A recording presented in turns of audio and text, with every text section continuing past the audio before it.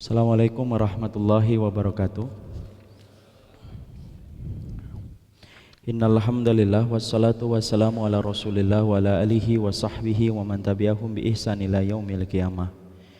Jamaah yang semoga Allah rahmati dan Allah berkahi, banyak-banyaklah kita bersyukur kepada Allah atas seluruh kenikmatan yang Allah telah berikan kepada kita selaku hambanya. Karena sesungguhnya tidak ada yang memberikan semua kenikmatan di dalam kehidupan kita kecuali adalah Allah semata. Karena Allah itu bersifat Ar-Razzaq, Maha Pemberi rezeki, dan Allah bersifat Al-Wahhab, Maha Pemberi kepada setiap makhluknya. Jadi apapun yang kita dapatkan dalam kehidupan kita, pekerjaan kita, keluarga kita, sandang, papan, dan pangan kita, semuanya bukan karena kehebatan kita di dalam bekerja, bukan karena kerja keras kita selaku manusia, tetapi sesungguhnya kita mendapatkan semua kenikmatan di dalam kehidupan, yaitu adalah semata-mata Allah yang memberikan kenikmatan itu dalam kehidupan kita. Inilah yang menjadikan kita bersyukur setiap waktunya, dan yang paling penting di dalam kita bersyukur, segala amal solih yang kita goreskan di dalam kehidupan itulah cara kita bersyukur kepada Allah Subhanahu wa Ta'ala. Imam Ibnu Qayyim dalam kitabnya Iddatus Sabirin sampai menjelaskan wa kullu khairin ta'maluhu lillahi syukrun. Segala amal solih yang kita kerjakan kepada Allah semata, sesungguhnya itu adalah bentuk syukur kita kepada Allah. Puasa kita bentuk syukur kita kepada Allah. Puasa kita bentuk syukur kita kepada Allah. Karena seluruh amalan solih kita, ini merupakan bentuk realisasi kita bersyukur kepada Allah Subhanahu wa Ta'ala. Inilah yang menjadikan kita senantiasa menggores amal ketaatan di dalam kehidupan kita, karena tidak ada yang mampu dijadikan alat untuk membayar kenikmatan kecuali adalah ketaatan kita dan ketaatan yang bertambah di dalam kehidupan kita. Ikhwan yang semoga Allah rahmati dan Allah berkahi, Syekhul Islam Ibnu Taimiyah itu berkata, sesungguhnya cinta apapun bentuknya, yang hak ataupun yang batil, itu adalah sesuatu yang meletihkan dan melelahkan. Kalau kita telah jatuh cinta, kita sepakat, kata Syekhul Islam, sesungguhnya cinta itu meletihkan dan melelahkan. Ketika kita melihat orang yang jatuh cinta dalam perkara yang batil, sepakat kok, orang yang jatuh cinta dalam perkara yang batil itu meletihkan dan melelahkan. Dia berjuang keras untuk mendapatkan cinta orang yang dia puja, dia kejar, diberikan hadiah, diberikan pengorbanan, dan menjaga cintanya kepada wanita ataupun laki-laki yang dia puja. Walaupun itu haram, tetapi ternyata Masya Allah meletihkan dan melelahkan. Makanya kalau sampai ada orang yang stres ketika cintanya putus, ataupun gantung bunuh diri ketika cintanya putus, merupakan salah satu di antara makna yang disampaikan oleh Syekhul Islam. Sesungguhnya cinta itu meletihkan dan melelahkan, baik yang batil ataupun yang hak. Cinta yang hak pun sama, bahwasanya cinta yang hak pun meletihkan dan melelahkan. Ketika seorang manusia telah meletakkan cintanya pada tempat yang mulia, yaitu adalah Allah dan Rasulnya, cinta yang hak itu meletihkan dan melelahkan. Karena setiap waktunya kita harus menjaga amalan kita supaya kita dicintai oleh Allah, dan berusaha menahan diri kita supaya kita tidak terjebur, supaya kita tidak jatuh dalam perkara-perkara yang menyebabkan kita dimurkai oleh Allah dan dibenci oleh Allah. Karena menjaga cinta bukan hanya melakukan ketaatan, tetapi ketika kita cinta, jagalah dirimu supaya tidak sampai dimurkai oleh Allah dan didurhakai oleh Allah ketika melakukan larangan. Dan itu juga meletihkan, kata Syekhul Islam Imam Ibnu Taimiyah. Cuma, kata beliau, perbedaan antara cinta yang hak dan cinta yang batil nampak kelak di akhirat. Cinta yang batil tidak bermuara kecuali adalah azab pedih di neraka, karena Allah akan mengganjar setiap cinta yang diberikan kepada selain Allah dengan lebih besar daripada cintanya kepada Allah, maka Allah akan mengganjarnya dengan neraka. Adapun cinta yang hak, maka Allah itu akan mengganjarnya dengan kenikmatan-kenikmatan surgawi, kenikmatan yang tiada putus dan tiada henti bagi orang yang telah meletakkan cintanya yang hak hanya kepada Allah Subhanahu wa Ta'ala. Inilah yang menjadikan kita, letihkanlah diri kita di dalam mencintai Allah, karena hakikat hidup di dunia itu memang untuk letih. Hakikat hidup di dunia itu untuk lelah. Tetapi ketika letih dan lelahnya kita disebabkan ketika kita meletakkan cinta kita semata-mata karena Allah, maka sesungguhnya Allah akan membayar setiap inci keletihan kita dan kepayahan kita dengan kenikmatan-kenikmatan yang jauh lebih besar daripada apa yang pernah kita bayangkan di kehidupan dunia. Inilah yang menjadikan kita terus mempelajari perkara-perkara apa yang menjadikan kita layak dicintai oleh Allah. Salah satunya adalah kita berilmu, mempelajari apa yang menjadikan kita dicintai oleh Allah, supaya kita mendapatkan balasan kenikmatan yang luar biasa dari Rabb yang kita sembah apabila kita telah murni mencintai Allah di atas apapun dalam kehidupan kita. Makanya Masya Allah, orang kalau sudah jatuh cinta persis kayak para sahabat. Makanya para sahabat merupakan satu generasi manusia yang berhasil ditanamkan rasa cintanya oleh Rasulullah sampai betul-betul mereka mencintai Allah dan Rasulnya lebih daripada apapun. Karena Masya Allah, memang cinta menjadikan perjalanan itu memang meletihkan, tetapi cinta apabila diletakkan dalam posisi yang benar menjadikan perjalanan itu akan lebih ringan daripada orang yang beribadah tetapi tidak lahir rasa cintanya kepada Allah Subhanahu wa taala. Kemarin kita telah membahas yang pertama, orang yang dicintai oleh Allah mereka yang toharoh. Jangan remehkan toharoh, karena sesungguhnya toharoh merupakan perkara yang menjadikan kita dicintai oleh Allah. Tidaklah Bilal bin Abi Robah dicintai oleh Allah karena toharohnya. Tidaklah orang Ansor dicintai oleh Allah disebabkan pula karena toharohnya. Jangan remehkan toharoh. Walaupun kita sekarang berada pada zaman fitnah, ketika gerbang kiamat besar sudah di depan mata, bukan berarti toharoh itu tidak menjadi penting. Toharoh itu syariat. Kalau sudah bicara syariat, jangan ngeremehin, karena sesungguhnya anak tangga yang pertama dari 40 anak tangga yang menjadikan kita dicintai oleh Allah, yaitu adalah ketika antum, saya senang bertoharoh, ketika kita berhadas, ketika kita berjunub, ketika kita mempunyai najis, maka toharohlah itulah yang menjadikan Allah mencintai kita. Yang kedua yaitu adalah orang yang senantiasa bertaubat. Yang ketiga yaitu adalah orang yang berbuat kebaikan. Yang keempat yaitu adalah mereka yang senantiasa mengamalkan syariat kitabullah dan sunnah. Yang kelima yang sedang kita pelajari yaitu adalah orang-orang yang mereka senantiasa bersabar dalam kehidupan yang Allah tetapkan dan Allah berikan kepada mereka. Sekarang mari kita bahas dulu. Sabar itu diterangkan oleh Allah di dalam Al-Quran lebih daripada 90 ayat. Diulang-ulang perintah sabar di dalam Al-Quran sampai 90 ayat, berarti menunjukkan makamnya yang begitu tinggi. Sampai dikatakan oleh para salafus salih, sesungguhnya mangzilatus sabar kamangzilatir ra's fil jism. Sesungguhnya kedudukan sabar di dalam ibadah kita kepada Allah sebagaimana kedudukan kepala di dalam tubuh. Faida kuti ar-ra'su barul jism. Kalau ada orang punya tubuh tetapi tidak ada kepalanya, maka sesungguhnya dia tidak bisa disebut dengan tubuh yang sempurna kalau tidak ada kepalanya. Kalau ada orang terputus tangannya, masih bisa disebut manusia. Kalau ada orang yang terputus kakinya, diamputasi karena sakitnya, maka masih bisa disebut manusia. Tapi kalau orang itu sudah terputus kepalanya, pasti tidak ada kehidupan. Karena sesungguhnya kepala simbol ruh yang paling kelihatan adalah kepala. Makanya para salaf mengingatkan bahwasanya kedudukan sabar di dalam Islam, di dalam sunnah itu sebagaimana kedudukan kepala di dalam tubuh. Kalau ada kepala, dia disebut dengan jism atau tubuh. Kalau tidak ada kepala, tidak bisa disebut dengan tubuh. Manusia itu kalau tidak ada kepalanya. Ini menunjukkan berarti di antara perkara penting di dalam kehidupan kita beribadah yaitu adalah bersabar. Pertanyaan kita, kenapa dalam kehidupan kita ini Allah perintahkan sabar? Padahal dalam kehidupan kelak di akhirat tidak ada sabar. Ada enggak kehidupan orang ketika menapak di dalam surga mereka bersabar? Tidak ada sabar lagi. Karena sesungguhnya sabar itu selesai dengan ujian yang Allah berikan di dunia. Bahkan ketika orang itu menghalangi atau ketika orang itu berpindah ke alam barzah tidak ada lagi sabar. Makanya sampai ruh ketika diadab di dalam kubur ataupun di neraka, Allah tidak pernah merintahkan mereka sabar ya menghadapi neraka, karena tidak ada.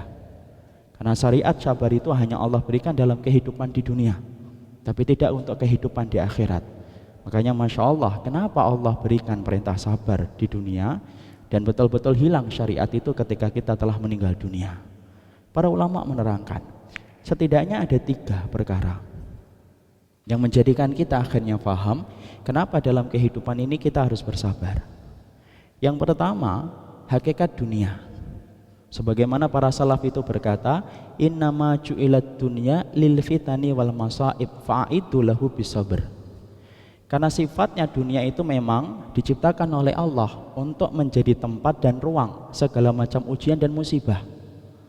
Makanya para salaf sampai mengatakan fa'idu lahu bisabr. Kalau kamu ngerti sifat dunia yang Allah ciptakan untuk dirimu, di situ Allah menempatkan ujian dan musibah. Tolong ya, kalau kamu menjadi pelakon kehidupan, siapkanlah dirimu untuk melewati semua ujian dan musibah itu adalah dengan kesabaran. Karena kendaraan, perahu yang mampu menjadikan kita mampu untuk melewati samudra kehidupan yang penuh dengan ujian dan penuh dengan musibah, yaitu adalah dengan kesabaran kita. Bahkan orang yang paling mulia sekalipun, Allah tidak bebaskan mereka dari ujian dan musibah. Kita sepakat dari banyak kajian yang kita ikuti, kita tahu orang yang semakin beriman, semakin besar ujian yang Allah berikan. Karena memang Allah berikan syariat sabar itu di dunia, terutama bagi orang yang beriman.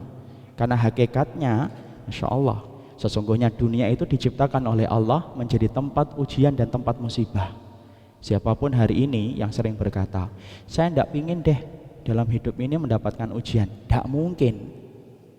Sebagaimana antum mengharapkan sesuatu yang mustahil terjadi. Tapi setiap orang ketika dia ngerti dunia, Masya Allah, dunia itu Pak, ada 4 yang tidak disukai oleh jiwa. Dunia itu ada kesedihan, dunia itu ada perpisahan, dunia itu ada rasa sakit, dan dunia itu ada kesulitan. 4-empatnya ini pasti kita akan temui. Rasulullah sendiri menemukan kesedihan. Makanya ada salah satu tahun yang dimiliki oleh beliau disebut dengan Amul Huzni, tahun kesedihan, padahal Nabi.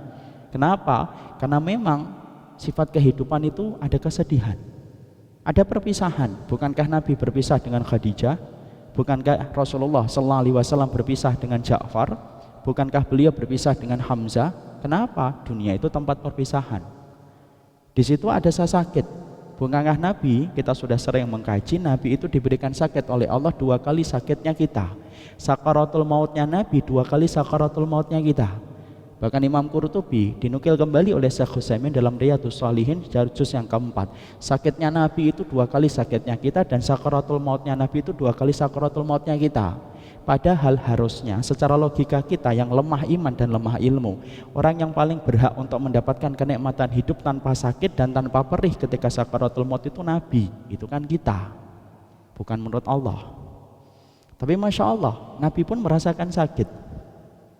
Kemudian sifat yang keempat yang tidak disukai jiwa itu, kenapa kita harus melewati dengan kesabaran? Karena hidupmu itu tidak semuanya gampang. Allah berikan masa-masa yang sulit ketika menggantikan kemudahan yang datang sebentar lalu digantikan dengan kesulitan. Kalau kita tidak paham ini selaku pelakon kehidupan bahwasanya hidupmu ini ada 4, Masya Allah, maka kita tidak akan paham kenapa ada syariat sabar. Tapi ketika kita tahu bahwasanya dunia itu tidak selalu bertiup sesuai dengan kehendak hati, angin itu tidak bertiup dengan kehendak hati kita. Angin itu bertiup sesuai dengan perintah dan amaran dari Allah. Ketika kita paham ada 4 perkara yang tidak disukai oleh diri kita di dalam hidup, disitulah kita paham yang pertama. Kenapa Allah perintahkan sabar? Karena tempatnya di dunia itu tempat kesabaran. Makanya jangan pernah kita menjadi orang yang membenci ujian. Salah satu sifat orang mukmin itu dikatakan oleh Nabi, tapi susah.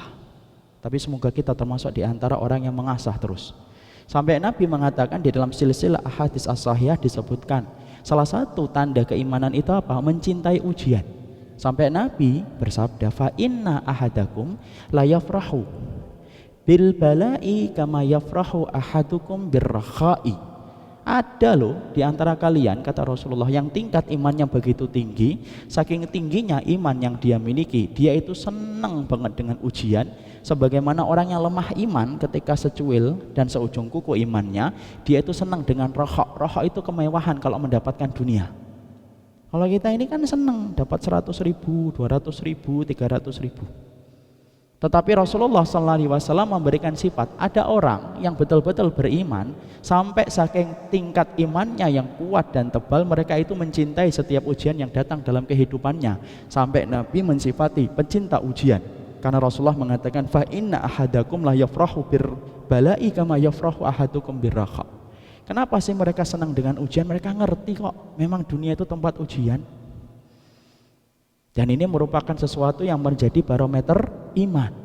Iman semakin sempurna, semakin menjadikan kita lupa dengan kebaikan kita, dan iman ketika semakin sempurna menjadikan kita itu cinta dengan ujian, supaya betul-betul terasa nikmatnya ketika di akhirat, ketika kita banyak diuji oleh Allah di dunia. Justru yang kita khawatir, kalau ana dan antum jarang diuji oleh Allah, dari orang yang tidak senang sama kita, dari harta kita yang dikurangi, dari sakit yang Allah berikan. Kalau Allah itu jarang-jarang untuk menguji dalam kehidupan kita, coba tanya sama diri kita masing-masing, lalu dari mana lalu dari mana dosa dan kemaksiatan kita akan terhapus. Makanya dengan diberikan ujian, orang yang mukmin itu tahu ujiannya sebentar, tapi nikmatnya itu luar biasa. Dan dengan ujian itu, kenapa sih Allah itu percepat ujian bagi orang yang beriman itu di dunia? Karena singkat, tetapi balasannya kekal di dalam neraka, kekal di dalam surga. Sebagaimana antum ketika sudah lama berdiri, duduk itu terasa nikmat. Kenapa? Sudah lama berdiri kok, sekalinya duduk, Masya Allah, enaknya banget. Sebagaimana antum coba sekali-kali naik KRL itu Bekasi ke kota pagi-pagi, antum desek-desekan ngelihat orang yang duduk itu, Masya Allah nikmatnya, mereka tidur, bukain handphone, enak betul rasanya. Sampai kita ngelihat tempat duduk itu Masya Allah menggiurkan, kalau dijual 20.000 mungkin banyak yang antri untuk beli. Sampai ada orang yang gerakin tas aja, kita, ini mau pergi nih, kita deket, ternyata cuma benerin tas, tidur lagi dia. Kenapa kamu kok ngobet banget sih pengen duduk? Lah karena sudah capek berdiri. Makanya lihat perkataan Nabi di dalam hadis riwayat Bukhari ketika Nabi menceritakan kualitas hidupnya Nabi itu kayak apa kepada ibunda Fatimah. Ketika Fatimah melihat Rasulullah SAW itu kemudian lemah, maka kemudian Fatimah itu meneteskan air mata melihat ayah yang paling beliau cinta itu merasakan sakit yang kuat ketika sakaratul maut. Perhatikan bisikan Nabi kepada putrinya, menggambarkan bagaimana sih hari-hari yang dijalani Nabi. Nabi berkata kepada Fatimah, la karba ala abiki ba'da hadzal yaum. Fatimah, tahan air matamu. La karba ala abiki. Ingat ya Fatimah, sesungguhnya ayahmu ini tidak ada kesulitannya setelah hari ini. Di situ kita ngambil faedah dua. Satu, berarti Nabi besok sudah tidak ada. Karena Nabi mengatakan la karba ala abiki ba'da hadzal yaum. Yang kedua faedah yang kita dapati, berarti hari-hari yang dilewati Nabi itu penuh dengan kareb. Kareb itu masyaqqah, sulit, susah. Sampai Nabi betul-betul istirahat ketika beliau itu meninggal dunia. Itu hakikat dunia.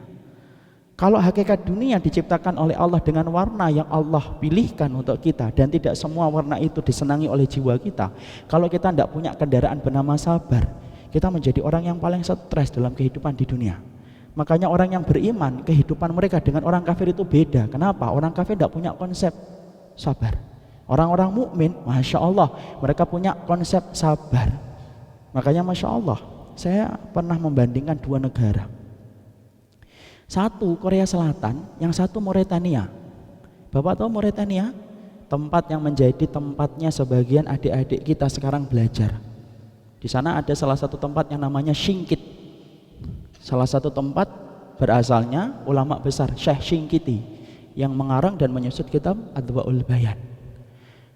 Ada salah satu adik kelas Ana pulang cerita dia di Singkit itu kayak apa. Masya Allah, Singkit itu Ustaz kayak 30 tahun Indonesia ke belakang. Masyarakatnya jauh bener, bisnya itu bis-bis tua banget. Bahkan ketika saya datang ditanya naik apa, naik kemudian Thairah, naik pesawat. Ditanya pesawat itu di atas laut atau di atas udara. Itu orang Mauritania. Padahal kita tahu kan orang Mauritania itu Masya Allah, orang yang terkenal dengan kehafalannya yang luar biasa tinggi. Kalau sudah menyebutkan hadis sekali duduk, Masya Allah, seluruh sanadnya mampu disebutkan sampai bersambung kepada Nabi. Kayak antum kan Insya Allah, yang innamal a'malu binniyat itu loh, andalannya kan itu sama la taqdab faradada miraron. Sekalinya duduk nyambung itu riwayatnya sampai kepada Nabi. Kata beliau, adik kelas anak ini, sana itu sopir angkot rata-rata hafal Quran. Masya Allah, Masya Allah. hafal Quran, Pak. Kemudian anak-anak kecil umur 10 tahun, 15 tahun itu sudah hafal 20 juz, 30 juz, sampai hari mari main. Kadang-kadang mereka itu menghafalkan Quran, Masya Allah. Tapi tingkat kehidupan mereka kuno banget. Tidak ada internet, Pak. Kecuali di pusat-pusat pemerintahan saja, itu sangat terbatas internet. Bandingkan dengan Korea Selatan, dengan tingkat populasi penduduknya dan tingkat kemakmuran penduduknya, hampir 80% masyarakat Korea Selatan itu pengakses internet. Dan mereka sudah mendapatkannya free. Kalau antum kan nunggu bonus jam 12 malam. Enggak, mereka itu free. 80% sudah pengguna internet. Dengan tingkat berbagai macam fasilitas hidup. Tapi Masya Allah, negara yang paling banyak bunuh diri mana? Korea Selatan setelah Jepang. Di mana Mauritania? Sedikit sekali. Orang yang paling banyak operasi plastik itu di mana? Orang Mauritania? Ngawur. Orang yang banyak operasi plastik itu orang Korea Selatan. Matanya kurang gede dikit dibesarin, hidungnya kurang gede dibesarin. Operasi plastik paling tinggi di Korea Selatan. Makanya kemudian beliau cerita sama anak, Masya Allah, disitulah Ustadz saya baru mendapati sebuah kabar dari beliau ini. Beliau mengatakan mungkin terkadang Allah itu tidak memberikan kepada kita kehidupan yang cukup ketika beriman, tapi Allah memberikan kekuatan hati. Orang yang beriman itu Allah berikan kepada mereka banyak sifat kekayaan hati. Ada qanaah, ada sabar, ada ridho, ada tawakal. Makanya kalau orang tidak punya rasa sabar, hilang rasa sabarnya, hilang kepalanya, makanya hidupnya akan sempit. Tidak akan terasa kenikmatan dalam hidupnya, karena kendaraan bagi susahnya kendaraan hidup itu yaitu adalah ketika kita memiliki sabar. Sifat yang pertama. Kenapa Allah perintahkan kita untuk sabar? Ya iya, karena kemudian hidup itu di dunia pada hakikatnya memang susah dan sulit. Yang kedua, kenapa sih Allah memberikan kepada kita itu perintah kesabaran dalam kehidupan kita, hidup di dunia ataupun beriman? Ya iya, orang yang beriman jelas. Orang yang beriman itu butuh kesabaran. Kenapa? Thoriqul iman, jalan iman itu tidak akan mampu dibuka gerbangnya kecuali kita memiliki kesabaran. Makanya sampai Allah perintahkan kepada kita, fasbir kama sabara ulul azmi minar rusul. Sabar kamu sebagaimana para rasul ulul azmi ketika mereka bersabar dalam kehidupan mereka. Orang yang beriman semakin susah, semakin sulit hidupnya. Kenapa? Iman itu ibaratnya magnet, tidak menarik kecuali adalah ujian dan musibah.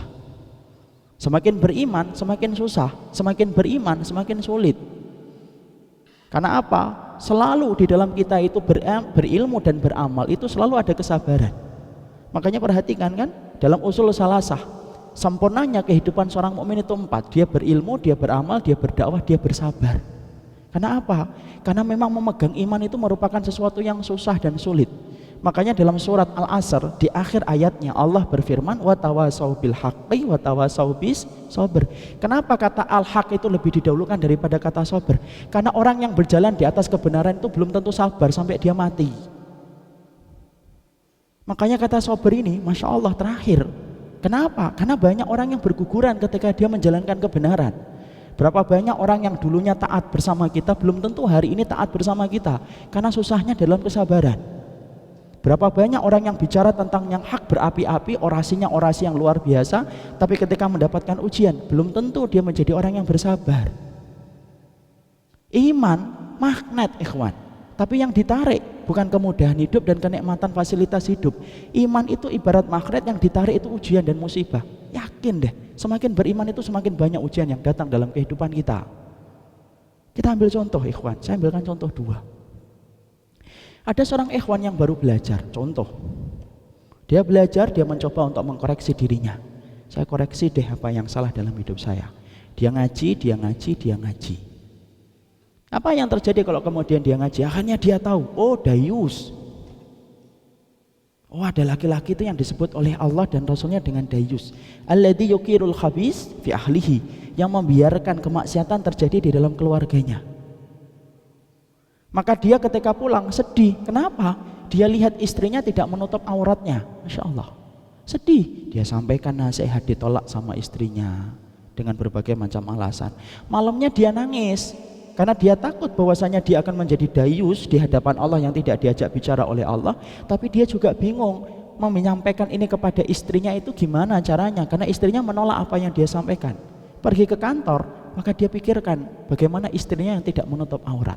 Coba kalau dia nggak ngaji, ikhwan, mungkin nyantai.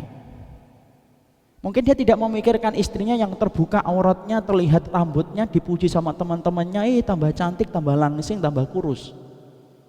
Tapi dia tidak merasa salah. Kenapa? Karena tidak ngerti ilmunya.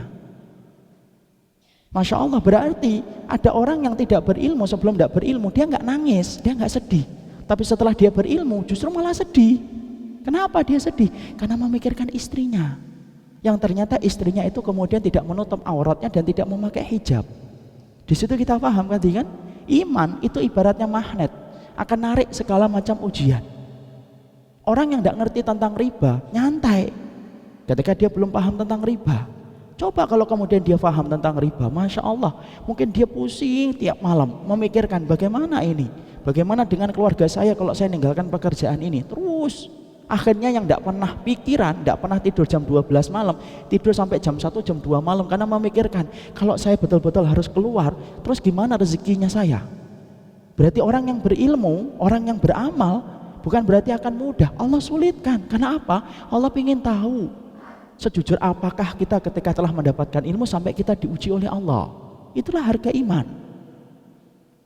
Ada seorang ibu, kalau kemudian dia mendapati suaminya tidak pergi ke masjid tanpa udzur, tidak sakit, tidak hujan, di dalam rumah karena dia sudah ikut kajian bahwasanya laki-laki ke masjid, mungkin kemudian akan sedih. Masya Allah, kapan ya suamiku itu datang ke masjid? Kenapa dia datang ke masjid cuma sekali dalam sepekan, yaitu sholat Jumat? Coba kalau dia tidak pernah ikut kajian, dia tidak akan mikir itu, santai dia. Berarti orang yang semakin mengkoreksi hidupnya semakin berat. Karena tadi, itulah kenapa Allah perintahkan bagi antum, bagi saya yang menyampaikan, diperintahkan oleh Allah untuk sabar. Lah iya, lawang iman itu harga yang paling pantas itu sepadan dengan ujian kok. Kisah yang kedua nyata saya dapati. Ada seorang ikhwan datang ke saya, dia cerita tentang bapaknya yang didiagnosa dengan penyakit. Didiagnosa dengan penyakit. Dibawa ke dokter, ikhwan, dibawa ke dokter itu ternyata dokter menyampaikan tidak ada masalah. Diperiksa lagi, tidak ada masalah. Nah itu antum harus tahu ya, sihir itu fitnahnya tidak pernah cuti dan absen dalam setiap zaman. Jangan remehkan masalah sihir. Karena Masya Allah Nabi saja disihir. Siapa yang menyihir Rasulullah Sallallahu Alaihi Wasallam? Labid bin A'sam. Labid bin A'sam itu disihir, menyihir Rasulullah Sallallahu Alaihi Wasallam.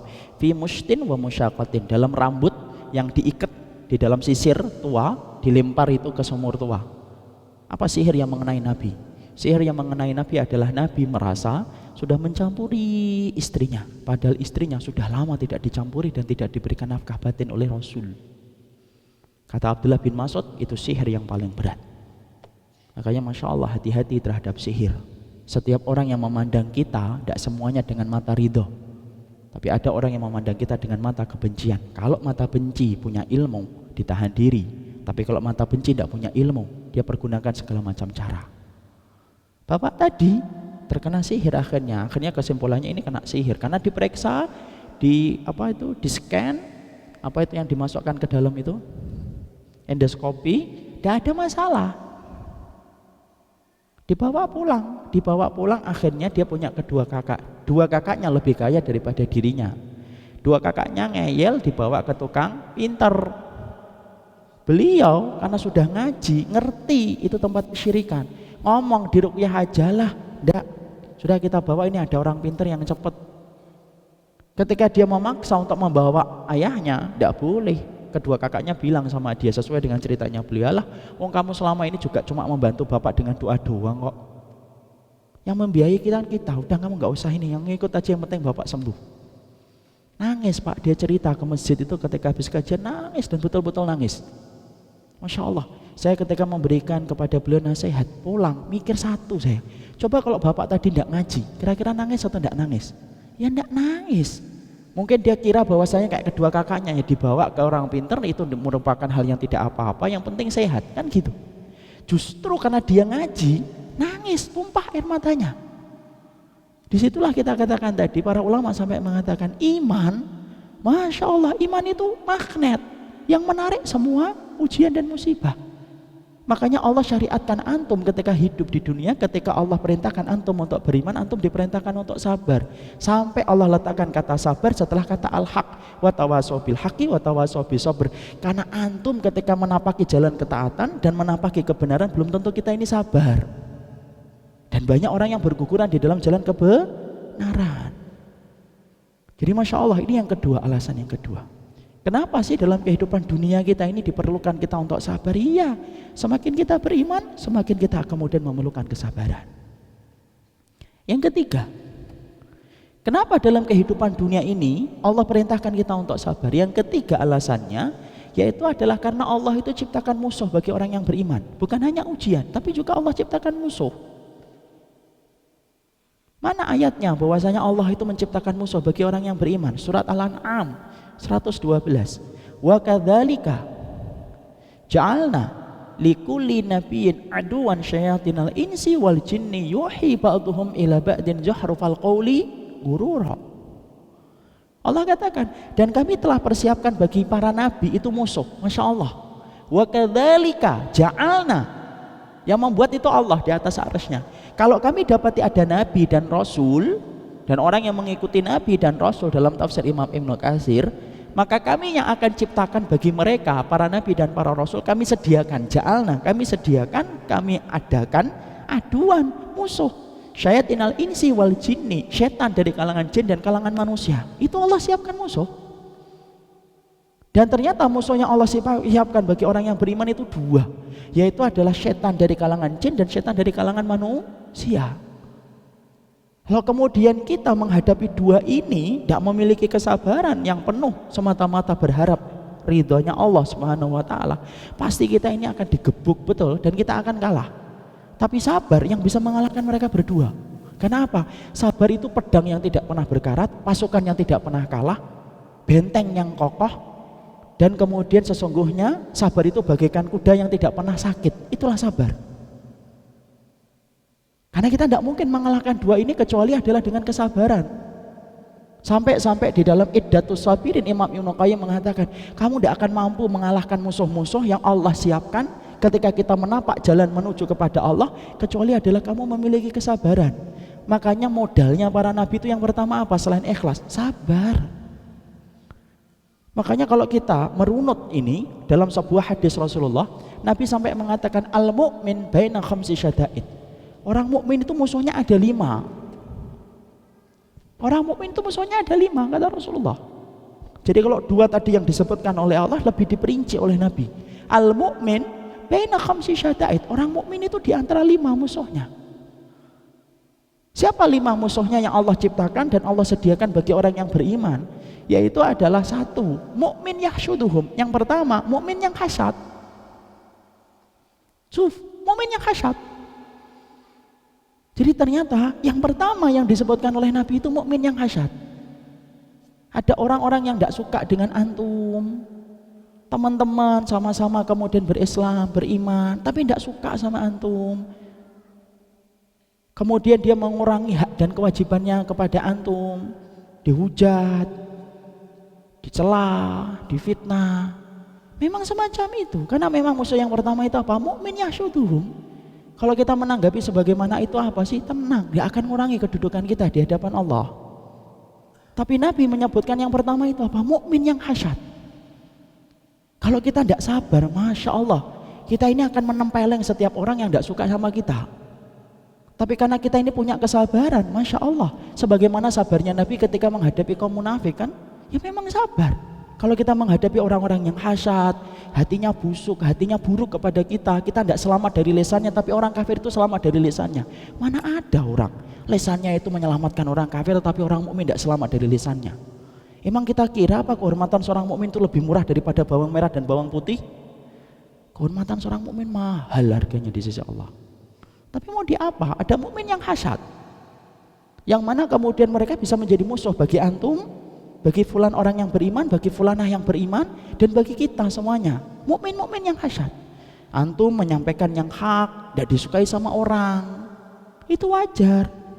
Makanya perhatikan Evan, kalau antum solih itu rata-rata tidak benci sama orang. Tapi kalau antum muslih dibenci sama orang, dan biasanya membenci kita itu justru orang-orang muslim. Kalau antum sering bertanya, saya kan ngingetin Ustadz kok pada benci ya teman-teman kantor saya. Ingat, emang benci kita itu ada dua kemungkinan. Satu, karena memang kita yang buruk akhlak. Kalau kita yang buruk akhlak berarti kita yang introspeksi dan istighfar. Atau yang kedua, memang sifat orang yang membenarkan itu selalu dimusuhi.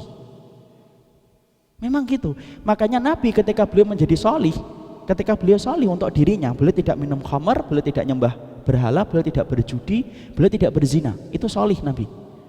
Orang-orang kufar, musyrikun, tidak ada yang benci sama Nabi. Bahkan mereka menyematkan gelar apa? Al-Amin kepada Rasul. Kenapa? Karena Nabi saat itu solih. Pernah nggak menyentuh khamr? Tidak pernah. Datang ke walimahan, orang-orang musyrikun aja tidak pernah kok. Karena walimahan orang musyrikun saat itu apa? Ada suara hingar-bingar musik kan? Dalam satu riwayat Imam Ahmad, Nabi itu sedang menggembala kambing. Menggembala kambing, ikhwan. Ya, karena kenapa sih? Para nabi rata-rata menggembala kambing. Syafi'i Rahman Al-Mubarakpuri menjelaskan karena menggembala kambing itu menciptakan kesabaran. Makanya antum kalau punya bos marah-marah suruh gembala kambing gitu. Nabi menggembala kambing, ya. Lalu fasami asautan, mendengar suara hingar-bingar yang datang dari arah kota Mekah. Saking solihnya Nabi, beliau itu bertanya, "Mahada saut? Ini suara apa ini?" Temannya yang menggembala kambing berkata kepada Rasul, "Sautun arisa fulan bi fulanah." Ini suara pesta perkawinan yang diselenggarakan oleh orang-orang Quraisy ketika menikahkan anak mereka. Jadi perkawinan yang dangdutan sampai 3 hari 4 hari itu, maaf ya saya sampaikan, itu persis dengan orang-orang musyrikun. Nabi ketika mau berdiri untuk datang ke tempat itu dijaga oleh Allah, ditidurkan oleh Allah kok.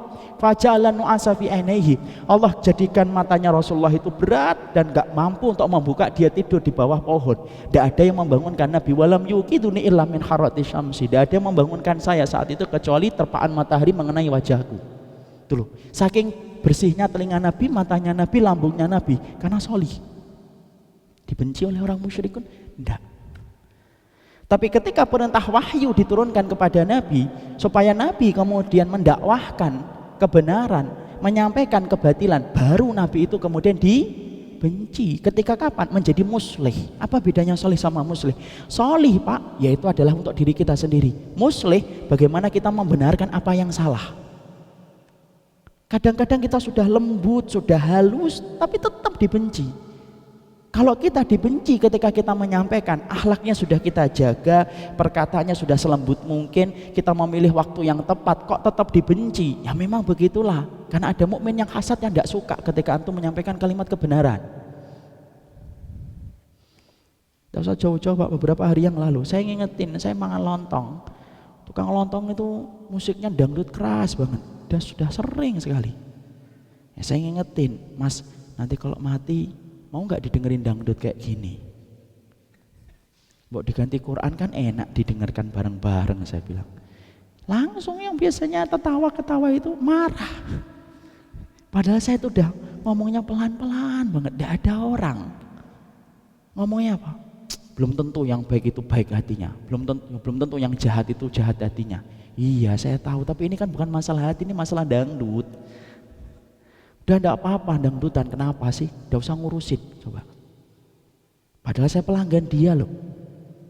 Dan saya ngingetin itu sudah lama, karena setiap kali makan itu saya selalu denger dangdutan. Lama-lama kan kita, kalau kita punya rasa cinta sama Allah itu kan giroh kita muncul, ikhwan. Ya atau tidak?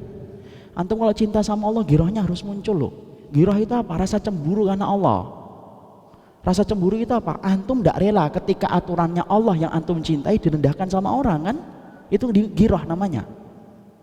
Saya ingetin baik-baik, Mas ini gitu. Udah nggak usah ngurusin, mau dangdutan mau usah, terserah saya. Ya sudah, makanya jadi kurang enak akhirnya saya. Tapi ya enggak apa-apa, karena saya ingetin karena sudah lama, karena setiap saya makan di situ saya selalu dengerin dangdutin, saya enggak tahan. Tapi di situ saya baru paham, Masya Allah ternyata menjadi muslih itu memang berat. Baru ngingetin dangdutan, belum ngingetin yang lainnya. Tapi disitulah kita paham, oh musuh orang yang beriman itu apa yang pertama? Mukmin yang hasyad. Cukup satu? Belum. Nabi mengatakan dalam riwayat Anas bin Malik ini yang kedua apa? Munafik yubghiduhum. Munafik yang membencimu. Munafik itu kan membenci orang-orang yang beriman kan? Orang munafik, Masya Allah Pak, munafik pada zaman hari ini lebih parah daripada zaman Rasul. Kenapa hari ini lebih parah daripada zaman Rasul? Ya iya, gimana enggak lebih parah daripada zaman Nabi? Munafik pada zaman Nabi itu on off. On off itu bukan saklar. Artinya kalau mereka ketemu Nabi, off munafiknya. Mereka mengatakan ittakhadhu aymanahum junnatan fasaddu an sabilillah. Mereka ngambil sumpah, ya Allah, kami itu kemudian adalah orang yang menyaksikan engkau adalah Rasulullah. Idza ja'akal munafiquna qalu nashhadu innaka la Rasulullah. Kalau sudah datang Nabi mereka berkata engkau lah Rasulullah. Itu munafik pada zaman Nabi. Off kalau sedang berhadapan dengan Nabi. On ketika jauh dari Nabi. Oh, hidup itu. Bagaimana kalau mereka sudah jauh dari Nabi? Kalau munafik hari ini, Masya Allah, 24 jam on terus. Tidak peduli mau di hadapan antum, mau di hadapan siapapun, on terus munafiknya. Dan munafik itu sifatnya apa? Membenci orang yang menjalankan kitabullah dan sunnah. Hanya ngelihat tampilan antum saja yang ketika menjalankan sunnah itu udah tidak senang. Itu munafik. Dan ingat loh, munafik itu punya kelebihan untuk mengelola sebuah berita yang batil supaya tampak hak dan berita yang hak supaya tampak batil. Itu orang munafik, kepintarannya luar biasa. Itu persis dikatakan oleh Imam Qurtubi. Imam Qurtubi ketika beliau menerangkan surat An-Nur dari 12 sampai 24, beliau menerangkan tentang peristiwa Ibunda Aisyah. Ketika Ibunda Aisyah itu difitnah. Ibunda Aisyah saat itu gimana? Beliau itu ikut dalam ghazwatu Banil Mustalik. Peperangan tanpa kontak fisik, itu ghazwah Banil Mustalik. Pulang menuju ke Madinah. Kemudian Ibunda Aisyah kehilangan kalung. Turun beliau dari Haudaj. Apa itu Haudaj? Tandu. Dicari itu kemudian di mana itu? Ternyata kemudian Rasulullah memberikan aba-aba berangkat. Diangkat itu tandunya, berangkat mereka ke Madinah. Lah mereka nggak ngerasa kalau Ibunda Aisyah itu tidak ada. Saking apa? Saking kurusnya Ibunda Aisyah. Masya Allah ya. Kalau ibu-ibu sekarang mungkin kerasa banget itu kok beda gitu. Atau antum. Itu Ibunda Aisyah itu saking kurusnya, langsingnya. Loh, itu betul loh, saya nggak mengerti. Dicek nanti di Imam Qurtubi. Lihazlihi, karena langsingnya Ibunda Aisyah itu saking langsingnya sampai pasukan yang dipilih oleh Nabi untuk mengangkat tandunya Ibunda Aisyah tidak sadar kalau Ibunda Aisyah itu tidak ada di dalam tandu. Langsing Ibunda Aisyah itu. Tapi ketika menjelang tua, beliau kemudian agak kemudian gemuk. Makanya ketika lomba sama Nabi, yang pertama menang atau kalah? Rasulullah kalah. Yang menang siapa? Aisyah. Tapi ketika sudah lama, yang menang siapa? Rasul. Jadi kalau hari ini antum kalah lomba lari sama istri antum, tenang, tunggu aja 10 tahun lagi. Antum akan menang. Maka kemudian Haudaj itu datang ke Madinah dan tidak ada. Masya Allah, sudah ada. Jadi yang kedua ikhwan, saya sampaikan, lalu kemudian akhirnya Ibunda Aisyah tertinggal di belakang sampai kemudian yang menemukan siapa? Sofwan bin Mu'attal radhiyallahu anhu. Sofwan bin Mu'attal ini ada beberapa riwayat. Satu, karena beliau sering tertidur pulas sehingga kemudian sering ketinggalan dalam pasukan perangnya Rasulullah. Itu satu riwayat. Dalam riwayat yang lainnya disebutkan sesungguhnya Sofwan bin Mu'attal radhiyallahu anhu, maka beliau ditunjuk oleh Nabi menjadi pasukan penyapu. Tahu antum, Sofwan bin Mu'attal ketika melihat Ibunda Aisyah, karena saat itu Ibunda Aisyah membuka cadarnya. Dan saat itu Sofwan bin Mu'attal pernah melihat Ibunda Aisyah sebelum turun ayat hijab. Akhirnya dia tahu itu Ibunda Aisyah. Ini menunjukkan bahwasanya istri-istrinya Rasulullah Shallallahu Alaihi Wasallam mereka bercadar. Maka setelah melihat Ibunda Aisyah dan Ibunda Aisyah sadar kedatangan dengan seorang sahabat dan Ibunda Aisyah tahu ini Sofwan bin Mu'attal, langsung ditutup. Tidak ada ucapan yang disampaikan oleh Ibunda Aisyah dan Sofwan bin Mu'attal kecuali mereka mengucapkan kalimat istirja, inna lillahi wa inna ilaihi rajiun wa ana kharahilatahu. Diserahkan itu ontanya kepada Ibunda Aisyah, naik Ibunda Aisyah. Tidak satu patah kata pun keluar dari ucapan lesannya Ibunda Aisyah dan tidak sepatah kata pun keluar dari lesannya Sofwan bin Mu'attal. Tidak nanya kenapa ketinggalan. Tidak sama sekali. Sampai kemudian ke Madinah. Ditakdirkan oleh Allah, Allah yang sudah mengatur semuanya. Ibunda Aisyah langsung sakit beberapa hari. Berita itu asalnya biasa, tapi tidak biasa ketika ditangkap oleh Abdullah bin Ubay. Abdullah bin Ubay langsung menangkap ini, celah ini, Masya Allah. Dia gulirkan itu desas-desus bahwasanya ibunda Aisyah itu ketinggalan karena asyik masuk dengan Sofwan bin Mu'attal. Waliyadzubillah. Ini masyarakatnya masyarakat sahabat Rasul, ikhwan. Antum bisa perhatikan, sahabat Nabi semuanya. Tapi bisa termakan dengan desas-desus itu sampai kemudian mereka itu bingung menyikapinya. Bahkan ada beberapa sahabat yang tergelincir ikut menuduh ibunda Aisyah itu berzina. Siapa? Hasan bin Sabit. Hasan bin Sabit ini padahal Masya Allah orang yang pernah didoakan Nabi untuk menyerang syair-syairnya orang musyrikun, dan sesungguhnya Nabi pernah mengatakan syairnya itu bersama dengan malaikat Jibril. Hasan bin Sabit. Dan Hasan bin Sabit ini ketika tua akhirnya beliau buta. Sampai ditanyakan kepada ibunda Aisyah cuma berkomentar singkat, moga-moga itu bukan karena dia pernah memfitnah diriku berzina dengan Sofwan bin Mu'attal. Yang kedua, Mistah bin Usasah. Mistah bin Usasah ini Masya Allah, padahal dia itu adalah orang yang dikafil, orang yang di-cover kehidupannya secara per bulan oleh Abu Bakar radhiyallahu anhu. Sampai mereka dijilid. Tapi perhatikan, orang munafik merubah berita yang sederhana itu menjadi berita besar. Dan tahukah antum, sampai 1 bulan Allah tidak turunkan wahyu. Kenapa Allah tidak turunkan wahyu saat itu? Karena Allah betul-betul membiarkan kejadian itu. Sampai Nabi meminta kepada Allah bagaimana ini untuk menjawab tudingan yang beredar bahwasanya ibunda Aisyah itu berzina dengan Sofwan bin Mu'attal. Ini juga menunjukkan bahwasanya Nabi itu seorang manusia biasa yang tidak berkata-kata kecuali dengan wahyu. Sampai turun surat An-Nur 12-24 membersihkan betul kehormatan ibunda Aisyah. Tapi dalam peristiwa itu Imam Qurtubi mengatakan orang munafik dalam setiap zaman adalah orang yang paling pintar mengelola sebuah kebatilan supaya tampak benar dan mengelola kebenaran supaya tampak salah. Dan itu musuhnya orang yang beriman. Yang kedua, cukup? Belum. Yang ketiga, yang keempat, dan yang kelima kita bahas insya Allah dalam pertemuan berikutnya. Iya, karena saya qadarullah ada kajian di tempat yang lain.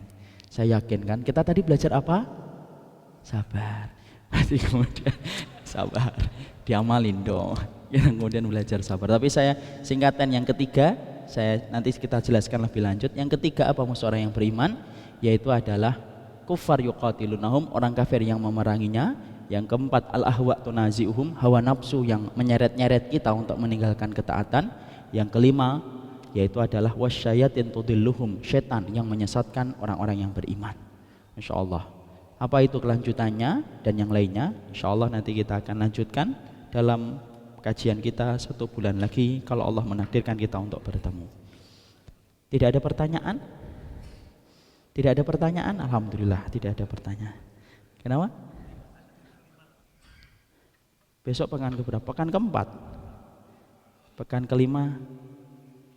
kelima saya ada di luar kota. Tanggal 29, 30 kan ya? Iya, saya ada di luar kota. Ya sudah, insya Allah sabar. 90 tempat di dalam Quran menceritakan tentang sabar. Alhamdulillah, pas ini. Subhanakallahumma. Belum pertanyaan antum, isbiru wasobiru kan? Ya, tenang, sabar. Subhanakallahumma wa bihamdika asyhadu an la ilaha illa anta astaghfiruka wa atubu ilaik. Assalamualaikum warahmatullahi wabarakatuh.